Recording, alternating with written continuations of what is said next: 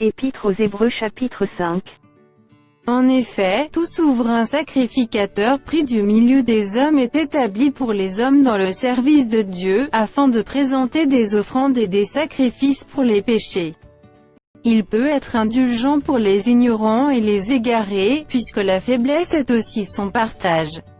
Et c'est à cause de cette faiblesse qu'il doit offrir des sacrifices pour ses propres péchés, comme pour ceux du peuple. Nul ne s'attribue cette dignité, s'il n'est appelé de Dieu, comme le fut Aaron. Et Christ ne s'est pas non plus attribué la gloire de devenir souverain sacrificateur, mais il la tient de celui qui lui a dit, « Tu es mon fils, je t'ai engendré aujourd'hui ». Comme il dit encore ailleurs, « Tu es sacrificateur pour toujours selon l'ordre de Melchisédek ».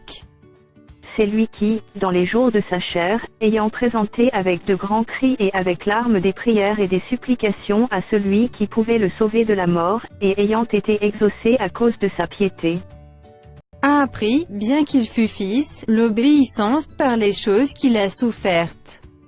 Et qui, après avoir été élevé à la perfection, est devenu pour tous ceux qui lui obéissent l'auteur d'un salut éternel. Dieu l'ayant déclaré souverain sacrificateur selon l'ordre de Melchisédek.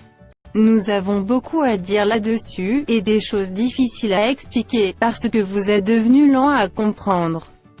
Vous, en effet, qui depuis longtemps devriez être des maîtres, vous avez encore besoin qu'on vous enseigne les premiers rudiments des oracles de Dieu, vous en êtes venus à avoir besoin de lait et non d'une nourriture solide. Or, quiconque en est au lait n'a pas l'expérience de la parole de justice, car il est un enfant.